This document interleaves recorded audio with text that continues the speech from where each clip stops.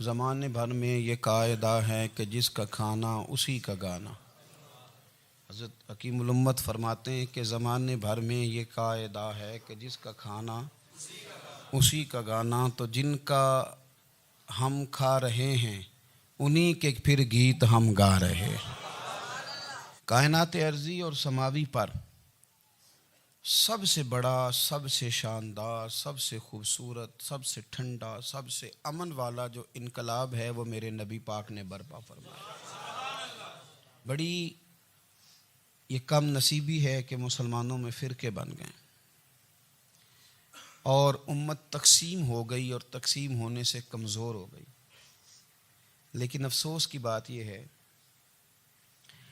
کہ لوگ اس بات کو سمجھنے سے عاری ہیں کہ عید میلاد النبی صلی اللہ تعالی علیہ وسلم تو امت اس بات کے شکر کے طور پہ مناتی ہے کہ اللہ نے ہمیں اپنے نبی کا غلام بنایا۔ آؤ میں تمہیں مسلم شریف پڑھ کے سناتا ہوں، اور راوی بھی وہ بندہ جو ہر وقت حضور کے قریب رہتے تھے، حضرت انس بن مالک رضی اللہ تعالی۔ آپ فرماتے ہیں مجھے وہ دن بھولتا ہی نہیں، میں بھلا سکتا ہی نہیں جس دن میرے نبی پاک مکے سے ہجرت کر کے مدینہ طیبہ تشریف لائے۔ حضور اس دن کیا ہوا تھا؟ تو حضرت انس بن مالک فرماتے ہیں ساری بیبیاں چھتوں پہ چڑھ گئیں، ساری عورتیں اپنے اپنے کام میں مصروف ہوتی ہیں، کوئی کسی وجہ سے چھت پہ چڑھ جائے تو چڑھ جائے، ساری کٹھی تب بھی چڑھتی ہیں جب گلی میں کچھ اور ہو، جب کوئی انوکھی بات۔ ساری بیبیاں چھتوں پہ چڑھ گئیں، بچے درختوں کے ساتھ چمٹ گئے، اور فرماتے ہیں کہ 70 کے قریب لوگ حضور کی سواری کے آگے تھے اور باقی سینکڑوں کی تعداد سے سواری کے پیچھے تھے، اور فرماتے ہیں یہ الگ منظر تھا۔ اور یہ مسلم شریف میں نعرہ موجود ہے، مسلم شریف میں یہ صحیح مسلم میں موجود ہے کہ جب حضور مدینے آ رہے تھے تو مدینے والے نعرہ لگاتے تھے یا محمدہ یا رسول اللہ، اور چلتے ہوئے لگا رہے تھے یا محمدہ یا رسول اللہ کا وہ نعرہ لگا رہے تھے۔ اور پھر حضرت انس بن مالک فرماتے ہیں یہ دو منظر یہ تھے، ایک تیسرا منظر بھی تھا۔ مدینہ شریف کے اندر کچھ قبیلے تھے، آج بھی ایسا ہونا نہیں چاہیے، یہ اسلام نہ صرف اس کو ناپسند کرتا ہے بلکہ اس کی تردید کرتا ہے۔ چھوٹی برادری بڑی برادری آج بھی تقسیم ہے، نہیں ہونی چاہیے۔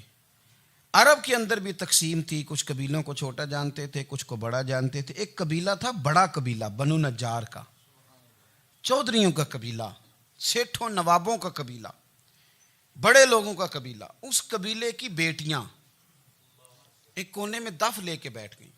نبی پاک صلی اللہ تعالی علیہ وآلہ وسلم کے غلاموں بات کو سمجھیں۔ ایک منظر یہ کہ عورتیں چھتوں پہ، آج ہم منع کریں گے کیونکہ یہ پردے کی آیتیں نازل ہونے سے پہلے کی بات ہے، اب آیتیں آ گئیں، اب ہم یہ اجازت نہیں دیتے۔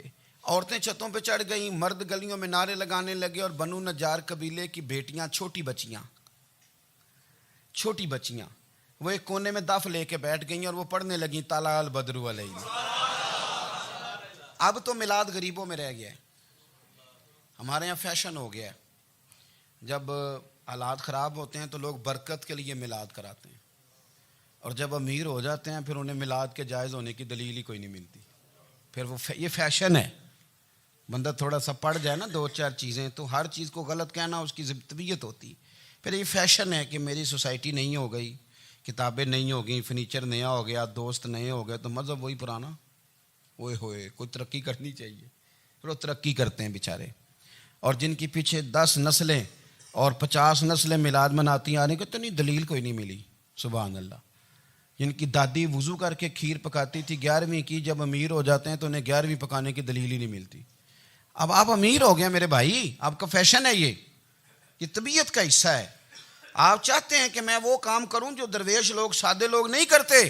تم اپنے معاملات کو بچانے کے لیے نعرے لگاؤ تو تمہارے پاس ساری دلیلیں ہیں، لیکن یہ تمہارا نصیبہ ہے کہ تم جھوٹوں کے نعرے لگاتے ہو، لیکن یہ غریبوں کا نصیبہ ہے کہ میلاد والے رسول کا نعرہ لگاتے۔ یہ غریب کا حصہ ہے۔ لیکن وہ بنو نجار کی بچیاں غریب نہیں، امیر گھرانے سے تھیں۔ انہوں نے جو بات کی اس کو حفیظ جلندری نے لکھا۔ مرحوم کہنے لگے کہ وہ ننھی بچیاں، چھوٹی بچیاں تھیں، کہتے وہ ننھی بچیاں وہاں بیٹھ کر دف بجاتی تھیں اور رسول پاک کی جانب اشارے کر کے گاتی تھیں، اور لوگوں سے کہتی تھیں کہ یہ کو ہمارا پیشہ نہیں دف بجانا، ہم تو چودھریوں کی بیٹیاں ہیں، ہم تو بڑے خاندان سے ہیں۔ وہ ننھی بچیاں جو بیٹھ کر وہاں دف بجاتی تھیں، رسول پاک کی جانب اشارے کر کے گاتی تھیں اور کہتی تھی ہم ہیں بچیاں نجار کے عالی گھرانے کی، خوشی ہے آمنہ کے لال کے تشریف لانے، ہمیں بڑی خوشی ہے آمنہ کے لال کے، خوشی ہے آمنہ کے لال کے، خوشی ہے آمنہ کے لال کے، ہمیں خوشی ہے آمنہ کے لال کے تشریف، خوشی ہے بس آمنہ کے لال کے تشریف۔ نبی پاک صلی اللہ تعالیٰ علیہ وآلہ وسلم سے امت کا جذباتی رشتہ ہے۔ یہ پہلے دن سے ہی ابو جہل کب منع کرتا تھا کسی مسلمان کو کہ خانہ کعبہ میں نماز نہ پڑھو، کہتا پڑھو۔ حضرت صہیب ابن سنان رومی سے اس نے کہا کہ آپ اپنے طریقے کے مطابق، مسلمانوں کے طریقے کے مطابق کعبے کے اندر نماز پڑھیں، جو مرضی کریں۔ روکتے تو وہ نبی پاک کے قریب جانے سے تھے، وہ منڈیوں میں بیٹھ جاتے تھے، حضور کے قریب نہ جانا، حضور کے قریب نہ جانا، حضور کے قریب نہ جانا۔ میری بات کو آپ سمجھے اور ہمیشہ یاد رکھیں، امت کا نبی پاک سے جذباتی رشتہ، جذباتی۔ یہ جو رسول اللہ کی امت ہے یہ گناہگار ہو سکتی ہے پر اپنے نبی کی غدار نہیں ہوتی۔ میں آپ کو صحیح کہہ رہا ہوں۔ میرے کلین شیو نوجوان کے کان میں آپ جا کے کہیں نبی پاک، چاہے اس نے نماز نہ پڑھی ہو، چاہے اس نے داڑھی نہ رکھی ہو، آپ حضور کا نام لیں، اس کے رونگٹے کھڑے ہو جاتے ہیں، اس کی طبیعت، اس کا دل دھک دھک کرتا ہے، اس کی ایک ایک روح سے محمد محمد کی آوازیں نکلتی۔ یہ فیض ہے رسول پاک کا اور یہ کرم ہے اللہ کا اس امت کے ساتھ۔ امیر ملت پیر جماعت علی شاہ صاحب محدث علی پوری فرماتے ہیں ایک جگہ ہندوؤں کا جلسہ تھا، ہندو پنڈت تقریر کر رہا تھا، اس نے نبی پاک صلی اللہ علیہ وسلم کی شان میں معاذ اللہ کو بے ادبی کر دی۔ مسلمان تھے ہی نہیں، ایک مسلمان تھا، وہ ملنگ نہیں ہوتے دوری ڈنڈے والے، اس کے پر رنگین ڈنڈا تھا، وہ کہیں دور بیٹھا تھا، تو اس نے سن لی اسپیکر چل رہا تھا، تو وہ ڈنڈا لے کے تو سٹیج پہ چڑھ آیا۔ وہ کہتا ہے میں نے پنڈت کے سر میں مارا ایک ہی ہے پر مارا ذرا صحیح کر کے، وہ ڈھیر ہو گیا، لوگوں نے گرفتار کر لیا، جیل میں چلا گیا۔ پیر صاحب کہتے ہیں میں ملنے گیا، بندے کو بسم اللہ بھی سیدھی نہیں پڑھنی آتی، سورۃ اخلاص بھی ٹھیک نہیں آتی، اسے ربنا آتینا دعا نہیں کر سکتا، ملنگ ہے۔ میں ملنے گیا اور میں نے کہا یار نہ تو نماز پڑھے، نہ داڑھی رکھے، نہ تو مسجد جائے، پر تو نے کمال کر دی۔ تو کہتے ہیں پیر صاحب چھم چھم رویا اور پنجابی میں کہنے لگا پیر صاحب میں گناہگار ہاں پر اپنے نبی دا غدار تے نہیں نا۔ یہ گناہگار اور غدار میں فرق ہوتا ہے، میں گناہگار ہوں پر یہ تو نہیں نا کسی کی ضرورت کہ میرے سامنے میرے نبی کے بارے میں بات کر جائے اور ساڈی اچھی تے سچی سرکار نو گل کر جائے۔ یہ بات آپ سمجھیں، دشمن احمد پہ شدت کیجئے، ملحدوں سے کیا مروت کیجئے، شرک ٹھہرے جس میں تعظیم رسول، اس برے مذہب پہ لعنت کیجئے، اور مثل فارض زلزلے ہوں نجد میں ذکر آیات ولادت کیجئے اور یا رسول اللہ کی کثرت کیجئے۔ نبی پاک کا پیار امت کے لیے سرمایہ حیات ہے۔ رسول پاک کے ساتھ امت کا والہانہ رشتہ ہے۔ نبی پاک کے ساتھ والے حضرت خبیب کو گرفتار کر لیا مکے والوں نے، اس وقت غربت تھی اسلام پر، مکے میں سارے لوگ اکٹھے ہو گئے اور چوک میں پھانسی دینے لگے حضرت خبیب کو۔ کہنا آسان ہے، کرنا بڑا مشکل ہے، بندہ جیل میں الجھ جائے تو میں نے بڑے بڑے سیانے لوگ معافیاں مانگتے دیکھے، بڑے بڑے لوگ کہتے دیکھے ہیں کہ یہ کام بڑا، قید تنہائی بذات خود ایک مصیبت ہے۔ آپ کو اکیلا رہنا پڑ جائے نا، یہ لاک ڈاؤن ہوا ہے تو لوگ نفسیاتی مریض بن گئے، اکیلے رہنا، تنہا رہنا کوئی چھوٹا کام ہے۔ حضرت خبیب اکیلے اور مکے کا دور اور چاروں جانب کافر، اور چوک میں جب پھانسی پہ لٹکایا جانے لگا تو ابو سفیان بولے اور بول کے کہنے لگے یار بندہ کوئی کام کر کے بڑا پچھتاتا بھی ہے کہ یار نتیجہ کیا نکلا، تو معاذ اللہ آپ کا بھی نتیجہ تو پھانسی ہے، تو آپ کا کیا خیال ہے؟ یہ آپ یقین کریں کہ لوگ صحیح صحیح ساتھ چلتے ہیں، تھوڑی سی دشواری اٹھانی پڑ جائے تو کہتے ہیں میں گاڑی ٹھیک تھا، پر انہی پتھروں پہ چل کے اگر آ سکو تو آؤ، میرے گھر کے راستے میں کوئی کہکشاں نہیں ہے۔ لوگ نا میٹھا میٹھا کھانا چاہتے ہیں، تھوڑا کڑوا آ جائے تو مصیبت بن جاتی، کہتے ہیں سارے فلانے سے پیار کریں گے تو میں کروں گا، سارے مخالفت بھی کریں گے تو ہم انشاءاللہ پیار ہی کریں گے۔ یہ کیا بات ہوئی کہ ہم زمانے کا رنگ دیکھ کے چلیں گے؟ اب بعض لوگ پچھتا رہے ہوتے ہیں حضرت خبیب سے کہا، ابو سفیان نے ابھی کلمہ نہیں پڑھتے تھے، کہنے لگے تو اس وقت پھانسی پہ لٹک رہا ہے اور تیرے نبی مدینے میں اور آرام میں، اور ان کے صحابہ آرام میں، اہل بیت گھر میں، تیرے ذہن میں اگر اس وقت یہ بات ہو کہ اس وقت تیری جگہ پہ وہ ہوتے معاذ اللہ، تو پھر کیا ہوتا؟ مجمع غیروں کا، علاقہ غیروں کا، یہ ٹائم آیا تھا اب نعرہ رسالت لگانے کا، اب ٹائم آیا حضرت خبیب نے نعرہ رسالت لگانا ہے، پر لگانا کس طرح ہے کہ کافر یاد رکھیں۔ حضرت خبیب سے کہنے لگے اگر تیری جگہ حضور ہوتے تو پھر تیرا کیا خیال ہے معاذ اللہ؟ تو حضرت خبیب کہنے لگے تم ابھی بھی نہیں سمجھے؟ ٹھیک ہے میں مکے میں اکیلا ہوں، سارے لوگ مدینے میں ہیں، پر میں پچھتا نہیں رہا، میں تو فخر کر رہا ہوں، میں فخر کر رہا ہوں اس لیے کہ چوری کر کے جان نہیں دے رہا، مدینے والے کی عزت پہ جان دے رہا ہوں، میں فخر کر رہا ہوں۔ فرمایا سن، تو کہتا ہے تیری جگہ حضور ہوتے اور تم انہیں یہاں معاذ اللہ پھانسی پہ لٹکاتے۔ فرمایا سن، میں تو یہ بھی پسند نہیں کرتا کہ میں گھر میں بیٹھا ہوں اور میرے نبی کو ہلکا سا کانٹا بھی چبھ جائے، ہمارا اپنے نبی سے محبت کا رشتہ ہے، ایک کانٹا بھی حضور کے قدم مبارک میں چبھے ہمیں برداشت۔ مجمع ان کا تھا، نعرے لگ رہے تھے، ہم نے مسلمان پکڑ لیا، لیکن حضرت خبیب نے اکیلے، اللہ کرے آپ کو میری بات کی سمجھ آئے، اللہ کرے آپ کو سمجھ آئے، اکیلے جب پھانسی کے تختے کے قریب نعرہ لگایا نا کہ میں تو کانٹا بھی نہیں چبھنے دوں گا اپنے نبی کو، اب سارے ہار گئے، اب اس ایک جملے نے نا ان کو شکست خوردہ کر دیا، اب بول کچھ نہیں سکتے تھے، گردنیں جھک گئیں، اور جب سناٹا چھایا تو ابو سفیان ساتھ والے سے کہنے لگا باقی ساری باتیں اپنی جگہ پر ہیں، پر اصحاب محمد سے پیار تو بڑا ہی کرتے ہیں نا، اور وہ کچا رنگ للاری والا جیڑا چڑھ دا تے لیندا رہندا، اے عشق تیرے دا رنگ محمد چڑھ جائے پھر نہیں لیندا۔ کہا یار پیار تو یہ کرتے ہیں نا، اس میں کوئی شک والی بات؟ اس پیار سے کافر ڈرتا ہے۔ نبی پاک کے ساتھ جذباتی وابستگی، حضور کے ساتھ غلاموں کا جذباتی رشتہ، اور نبی پاک صلی اللہ تعالی علیہ وسلم کی آمد پر تشکر کے جذبات۔ امام رازی نے لکھا ہے کہ حضرت موسیٰ کلیم اللہ علیہ السلام نے تورات کی تختیوں کے اندر ایک امت کا ذکر پڑھا کہ جو امت گناہ کا ارادہ کرے گی تو گناہ لکھا نہیں جائے گا جب تک کر نہ لے، اور نیکی کا ارادہ کرے گی تو رب ان کی نیکی لکھ دے گا، اور جب وہ کر لے گی تو اللہ 10 گنا اجر عطا کرے گا، اور وہ ایسی امت ہوگی کہ جن کے چہرے قیامت کے دن نور کی طرح چمکیں گے، اور وہ امت ہوگی جن کی اللہ تعالیٰ زمین ساری پاک فرما دے گا، جہاں نماز پڑھیں گے نماز ہو جائے گی۔ یہ تذکرے پڑھ کے تو حضرت موسیٰ کلیم عرض کرنے لگے اللہ یہ امت میری بنا دے، تو رب کریم نے فرمایا کہ موسیٰ نہیں، یہ تو میرے محبوب کی امت ہے، فرمایا یہ تو میرے نبی پاک کی امت، حضور کی امت۔ اللہ اکبر۔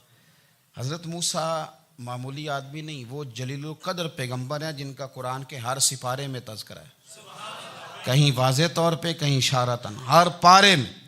اور حضرت موسیٰ اللہ کے وہ نبی ہیں جو رب سے ڈائریکٹ باتیں کریں کوہ طور۔ کہا اے موسیٰ یہ امت تو میرے نبی کی ہے، تو حضرت موسیٰ علیہ السلام عرض کرتے ہیں، امام رازی نے لکھا ہے، کہتے ہیں اے اللہ پھر مجھے اپنی نبی کی امت میں شامل کر۔ او یار ہمیں لوگ کہتے ہیں میلاد نہ مناؤ، جس امت میں آنے کے لیے حضرت موسیٰ نے دعا مانگی، جس محبوب کی غلامی کے لیے، ہمیں تو دعا بھی کوئی نہیں مانگنی پڑی، اللہ نے فضل سے ہی مدینے والے کا غلام بنا دیا۔ تو ہم حضور کے تذکرے نہ کریں، ہم تشکر نہ کریں، ہم نبی پاک صلی اللہ تعالی وسلم کی نعت نہ پڑھیں، ہم حضور کے آنے پر جشن کا اظہار نہ کریں، ہر وہ جائز طریقہ جس سے اظہار خوشی ہو سکے وہ میلاد پہ کرنا چاہیے، اور اس کے لیے اسباب بنانے چاہیے۔ امت کا ایک جذباتی انداز ہونا چاہیے نبی پاک کے ساتھ، ایک وارفتگی، ایک ذوق، ایک طبیعت کے اندر وجدان۔ نعرہ مطلب اس طرح نہ ہو کہ بس چل رہا ہے کام، میں نہیں ہوں قائل، میں کہتا ہوں پہلے تو کوئی لگائے نا، اور پھر نعرہ جب لگتا تھا نا تو مسلمانوں کے یہاں نعرہ لگتا تھا تو بڑے بڑے لوگ کانپ جاتے تھے۔ صوفیاء نے لکھا ہے کہ حضرت عمر نے جب کلمہ پڑھا نا تو 39 بندے کلمہ پڑھتے تھے، تو نبی پاک نے رات کو دعا مانگی، اے اللہ عمر کو مسلمان کر کے اسلام کو عزت دے۔ حضرت عمر سویرے آ گئے، میں وہ تفصیل میں نہیں جاتا، بات لمبی۔ حضرت عمر جب آئے نا اور انہوں نے آتے جب کہا نا کہ میں کلمہ پڑھنے آیا ہوں، تو حضور اتنے راضی ہوئے کہ نبی پاک نے کہا اللہ اکبر، تو صحابہ نے نعرے لگائے اللہ اکبر اللہ اکبر، یعنی 40 لوگ مسلمان ہوئے تو نعرے لگے ہمارے صوفیاء کہتے ہیں حضرت عمر کے آنے پر جب نعرے لگے تو بتاؤ کہ وہ تو نعرہ تکبیر لگا، نعرہ رسالت کیوں نہیں لگا؟ تو کہتے ہیں گویا ہمیں حضور نے یہ سمجھایا ہے، حضور کے اشاروں نے سمجھایا ہے کہ میں اب اپنے نعرے خود تو نہیں نہ لگاؤں گا، میں نے تو اللہ اکبر کہہ دیا، عمر آ گیا ہے میرے نعرے لگاتا رہے گا، نعرے لگیں گے۔ حضرت عمر نے پہلے دن ہی کہا کہ حضور آپ سچے رسول ہیں تو چھپ چھپ کے نماز کیوں پڑھیں؟ شروع ہو گئے نعرے، حضور آپ سچے ہیں تو چھپ چھپ کے نماز کا کیا معنی ہو؟ تو حضور نے فرمایا تیرا کیا ارادہ؟ عرض کی حضور سارے نہیں، ایک میں ایک امیر حمزہ، ایک لائن کے آگے وہ لگ جائے، ایک کے آگے میں لگ جاؤں، اور باقی مسلمان جتنے ہیں کل 40 تھے، پیچھے 18 19 بچیں گے، تو ایک لائن میں وہ ہو جائیں، ایک میں آگے ایک میں امیر حمزہ ہو، ایک میں ہوں، تو دیکھ لیتے ہیں یہ ہمیں نماز کیسے نہیں پڑھنے دیتے۔ ہاں دیکھ لیتے ہیں، آئے نا میدان میں، ادھر آ ستمگر ہنر آزمائیں تو تیر آزما ہم جگر آزمائیں، اور غلامان محمد جان دینے سے نہیں ڈرتے، یہ سر کٹ جائے یہاں رہ جائے کچھ پرواہ نہیں کرتے۔ فرمایا ابھی پتہ چل جاتا ہے نا، ایک لائن میں حضرت امیر حمزہ ہو گئے، ایک میں حضرت عمر ہو گئے۔ پہلے یہ مارتے تھے جو حرم شریف میں مسلمانوں کے طریقے پہ نماز پڑھتا تھا، یہ جلوسوں کی بڑی برکت ہے، اندر بیٹھے رہے نا چپ کر کے، نکل جائیں تو پتہ کچھ بھی نہیں چلتا۔ جب نکلتے ہیں نا لوگ کہتے ہیں جلوس کیا معنی ہے، تو میں بتاتا ہوں نا جلوس کا معنی کیا ہے۔ حضرت عمر نے باہر نکلے 2 لائنوں کا جلوس، لمبا بھی کوئی نہیں، بندے بھی 40، اور جناب فاروق اعظم باہر نکلے تو عمر کا نعرہ، عمر کا، حضرت عمر نے یوں کر کے آستینیں بازو کی چڑھا لیں، اور اپنے گلے میں جو ان کے رومال تھا نا اس کو یوں سینے پہ باندھا، اور اس ہاتھ میں تلوار تھی تو یوں کر کے باہر لہرائی، کہنے لگے او مکے کے کافرو ادھر آؤ میرے سامنے، جس نے اپنی بیوی بیوہ کرانی ہو، جس نے بچے یتیم کرانے ہوں، وہ آئے میدان میں، مصطفیٰ کے غلام آج سڑکوں پہ نکل آئے میدان میں ہمارے سامنے ہمارا مقابلہ کرے، آئے نا میدان میں، ہم نکلے ہیں، اب ہم یہاں کعبے میں اعلانیہ نماز پڑھیں گے، ہم پڑھیں گے، طاقت ہے تو آؤ نا ہمارا مقابلہ کرو، آؤ۔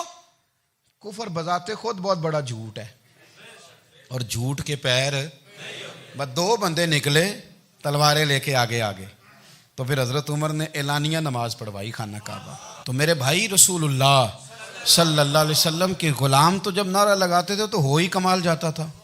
پھر بریلی کے امام بولے، کہنے لگے پیش حق مجدہ شفاعت کا سناتے جائیں، حضور قیامت کے دن آگے نا ہمارے آگے خوشخبری دیں گے، کہیں گے تم فکر نہ کرو، آ جاؤ میں تمہیں بخشواتا ہوں، میں تمہاری سفارش، آ جاؤ پیچھے۔ حضور نہ پیش حق مجدہ شفاعت کا سناتے جائیں گے۔ یقین کریں بریلی کے امام کو بھی بڑا ہی رنگ آتا ہے بیان کرنے کا، کہنے لگے آپ روتے جائیں گے، اللہ کو منانا ہے نا حضور نے، کہتے ہیں پیش حق مجدہ شفاعت کا سناتے جائیں گے، آپ روتے جائیں گے پر ہم کو ہنساتے جائیں گے، باغ جنت میں محمد مسکراتے جائیں گے، پھول رحمت کے گریں گے ہم اٹھاتے جائیں گے، اور حشر میں ہوگا ہمارا داخلہ اس شان سے ہم یا رسول اللہ کا نعرہ لگاتے جائیں، ہم یا رسول اللہ کا نعرہ۔ امام راضی کہتے ہیں حضور نے ایک رکا پکڑا چھوٹا سا، ایک بندے کو لوگ دوزخ میں لے کے جا رہے ہیں۔ اچھا مجھے ایک بات بتاؤ، فیصلہ پہلے ہو گیا ہے، اللہ کے سامنے ہوا ہے، اور فیصلہ ہو گیا اور طے ہو گیا کہ دوزخ میں جانا ہے، وہ قریب پہنچ گئے دوزخ کے، تو حضور نے دیکھ لیا، اور بتایا کس نے؟ حضرت آدم نے۔ حضرت آدم کہنے لگے حضور وہ آپ کے غلام کو دوزخ میں لے جا رہے ہیں۔ نبی پاک آگے گئے، کیا پڑھتے ہیں ہمارے بھائی؟ حضور نے مجھے ان سے چھڑا کے چھوڑ دیا۔ نبی پاک صلی اللہ علیہ وسلم آگے گئے، فرمایا ادھر آؤ، کہاں لے کے جا رہے ہو؟ اللہ کے سامنے فیصلہ ہوا ہے نا، فرشتوں نے کیا ہے نا، فرشتے کو کسی سے بددیانتی تو نہیں نہ کرتے، فرشتوں نے جو کیا ٹھیک کیا ہے نا، کیوں لے کے جا رہے ہو؟ سونے گناہ زیادہ ہیں، نیکیاں تھوڑی ہیں، فرمایا میرے سامنے تولو۔ کسی فرشتے نے نہیں کہا کہ سونے معاذ اللہ ہم کو بے ایمان ہے، ہماری کوئی اس سے زد چل ساڈا کوئی بننا سان جائے دے نال، بھائی میرا مطلب ہے صحیح تولا ہے، فیصلہ ہے، فرمایا دوبارہ تولو۔ گویا رب بھی فرماتا ہے جیسے میرا محبوب کہتا ہے ویسے ہی کر، اور کوئی نہیں دوبارہ تول لو، کوئی حرج نہیں، تولو نہ دوبارہ۔ فرشتے دوبارہ آئیں گے، انہوں نے دوبارہ تولا، ایک پلڑے میں نیکیاں ایک پلڑے میں گناہ۔ اب وہ گناہ پھر زیادہ نکلے تو نبی پاک نے نا جیب سے اتنا سا روکا نکالا، روکے کا بھی کوئی وزن ہوتا ہے، وہ حضور نے نیکیوں کے پلڑے میں رکھ دیا، نیکیاں بڑھ گئیں۔ فرشتے بھی چپ کر گئے. چلو بھائی جنت میں. میری طرح کا تھا نا پتہ سارا سردار نو کیتی ہے, پتہ تو تھا نا اسے من آنم کے من دانم, تو سیدھا حضور کے قدموں سے جا لگا. کہنے لگا سونیا میں تو ساری زندگی گناہ کرتا رہا, یہ کون سی نیکی ہے؟ تو حضور فرمانے لگے چپ کر, جنت کا دروازہ کھول گیا, تو جا جنت میں. حضور رکے میں کیا ہے؟ فرمایا تو نے ایک دن درود و سلام نہیں پڑھا تھا, میں نے تیرا سنبھال کے رکھا ہوا تیرا درود شریف, وہ نعرے رسالت بھی تو نے لگائے تھے, وہ تو کھول کے میرے تذکرے میں نے تیرا سنبھال لیا. دوزخ میں میں تو کیا میرا سایہ نہ جائے, کیونکہ رسول پاک سے دیکھا نہ جائے. میرے رسول پاک اور میری بات سنو, میں بھی آپ کو کھانا نہیں کھلاتا, لنگر میرے سنگی کھلاتے ہیں, میرے دوست آپ کو کھانا پیش کرتے ہیں. ہر جگہ آپ جاتے ہیں تو وہاں کچھ لوگوں کی ڈیوٹی ہوتی ہے, لیکن ترمذی شریف سیاستہ کی حدیث ہے. حضرت انس نے پوچھا تھا حضور قیامت میں کہاں ملیں گے؟ فرمایا حوض کوثر پہ. حضور وہاں انس پانی پلائیں گے کہ بلال پلائیں گے کہ سہیب پلائیں گے؟ فرمایا نہیں, امت پیاسی آئے گی تو میں اپنے دست مبارک سے پانی پلاؤں. حضور وہاں نہ ملے تو فرمایا پل صراط پہ آنا, امت گزرے گی تو میں رب سلم کی دعائیں کروں گا. تو اعلیٰ حضرت فرماتے ہیں جب حضور دعا کر رہے ہیں تو ڈرنے کی ضرورت کیا ہے؟ خدا کی رضا چاہتے ہیں دو عالم, خدا چاہتا ہے رضائے محمد, رضا اب پل سے وجد کرتے گزری کہ ہے رب سلم دعائے محمد صلی اللہ ہو. تو حضور وہاں ملاقات نہ ہوئی تو پھر اس حدیث کو بھی یہ حدیث مضبوط کر دے گی. حضور فرمانے لگے پھر میزان عمل پہ آ جانا, امت کے عمل تول رہے ہوں گے اور میں کامیابی کی دعائیں مانگ رہا ہوں گا. تو جس کے لیے حضور دعا مانگیں گے ناکام ہوگا, ناکام ہوگا. اپنے بچوں کو حضور کی محبت سکھائیں, نبی پاک صلی اللہ علیہ وسلم کی غلامی کریں. آپ کا رشتہ نبی پاک کے ساتھ مضبوط ہونا چاہیے, آپ کے تعلقات حضور کے ساتھ مضبوط ہونے چاہیے. اور آپ نے دائیں بائیں نہیں دیکھنا کہ پراپوگنڈا کیا ہے, لوگ کیا کہہ رہے ہیں. لوگوں کو دیکھ کے جو لوگ رستہ بناتے ہیں وہ پیچھے رہ جاتے ہیں. آپ نے یہ دیکھنا ہے کہ میرا حضور سے نسبت کا تعلق مضبوط ہے, کوئی کدھر جا رہا ہے اس سے ہمیں کوئی تعلق. اس وقت عالمی حالات کیا ہیں, قومی حالات کیا ہیں, معاشی حالات کیا ہیں, جرنلسٹ کیا کہہ رہے ہیں فلانے کے, ہمیں اس سے غرض نہیں ہے. ہمیں تو اتنا پتہ ہے کہ ہم نے اپنے نبی کو راضی کرنا ہے. تو اس لیے خوبصورت محافل کا ذکر کریں, خوبصورت درود شریف پڑھیں.